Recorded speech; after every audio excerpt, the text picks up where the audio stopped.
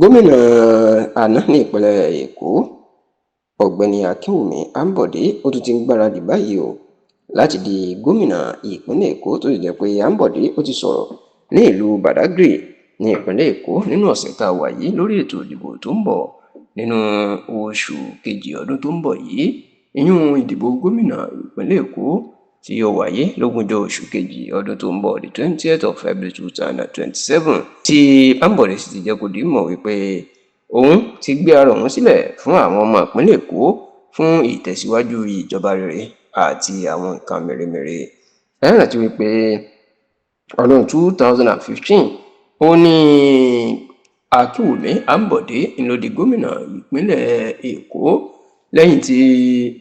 amòfin Babátúndé Rájí Fáṣọlá tó parí sáà ọlọ́dún mẹ́jọ ẹ̀, ṣùgbọ́n kò tí ì ju ọdún kan sí méjì lọ tí Àǹbọ̀dé tí ó fi bẹ̀rẹ̀ sí ní máa ní wàhálà àti ìṣòro lọ́dọ̀ àwọn àgbààgbà ẹgbẹ́ òṣèlú All Progressives Congress APC, èyí tí ààrẹ Bọ́lá Ahmed Tinubu tí ò tí ì di ààrẹ nígbà náà tó jẹ́ olórí wọn. Níṣe ni àwọn alágbára àti àgbà ẹgbẹ́ òṣèlú APC ni wọ́n fẹ̀sùn kan Àǹbọ̀dé wípé kò tọ́jú àwọn àgbà ẹgbẹ́, kò tún tọ́jú àwọn ọmọ ẹgbẹ́ náà. Eléyìí ni kò sì jẹ́ kí wọ́n jẹ́ kí Àǹbọ̀dé kó rí sáà kejì ṣe ní ọdún 2019 tí wọ́n gba tíkẹ́ẹ̀tì lọ́wọ́ ẹ̀ tí wọ́n fún gómìnà Olúṣọlá Babájídé Sanwó-Olú tó wà lórí àlééfà títí di àsìkò yìí. Ṣá o, tẹlifíṣàn Yorùbá Tòótọ́ a gbọ́ wípé bó tilẹ̀ jẹ́ wípé Àǹbọ̀dé wọ́n yọ ọ́ nípò wọn àjò ṣe ju sáà kan lọ, kódà tí ó jẹ́ wípé níṣe ni a gbọ́ pé àwọn àgbààgbà ẹgbẹ́ kan tó fẹ́ kí wọ́n fìyà jẹ, ṣùgbọ́n níṣe ni Àǹbọ̀dé ló máa ní orúkọ rere láàrin ọ̀pọ̀ àwọn mẹ̀kúnnù ìpínlẹ̀ Èkó nítorí àwọn iṣẹ́ mèremère tí Àǹbọ̀dé gbé ṣe, pàápàá àwọn àtúnṣe ojú ọ̀nà rẹpẹtẹ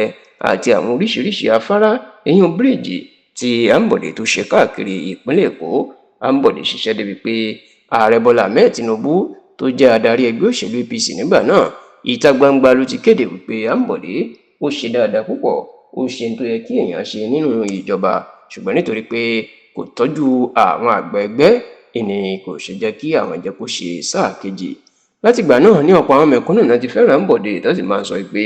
ní ìgbàkúùgbà tí ó bá ti fẹ́ díje ni làwọn yóò ṣàtìlẹ́yìn fún un. Ní báyìí Àǹbọ̀dé ti ṣe ìkéde nípasẹ̀ ẹni tó jẹ́ olùdarí ìgbìmọ̀ polongo ẹ̀, ìyẹn ọ̀gbẹ́ni Ṣèyí Bámigbádé, lásìkò tí wọ́n lọ ṣe ètò báwọn èèyàn ìpolongo fáwọn èèyàn láti lọ́ọ́ máa gba káàdì ìdìbò alálòpẹ́ wọn, èèyàn permanent voters card PVC ní ìlú Badagry. ìní Ṣèyí Bámigbádé ìní ó gbẹnu Àǹbọ̀dé sọ pé òun tó ti gbé ara òun sílẹ̀ báyìí o fún ìdìbò ọdún tó ń bọ̀ ní ìpínlẹ̀ Èkó, àti pé káwọn èèyàn ká dìbò fóun ká sì tó dìbò fún ààrẹ Bọ́lá Ahmed Tinubu fún ìtẹ̀síwájú iṣẹ́ rere àti àwọn nǹkan mèremère.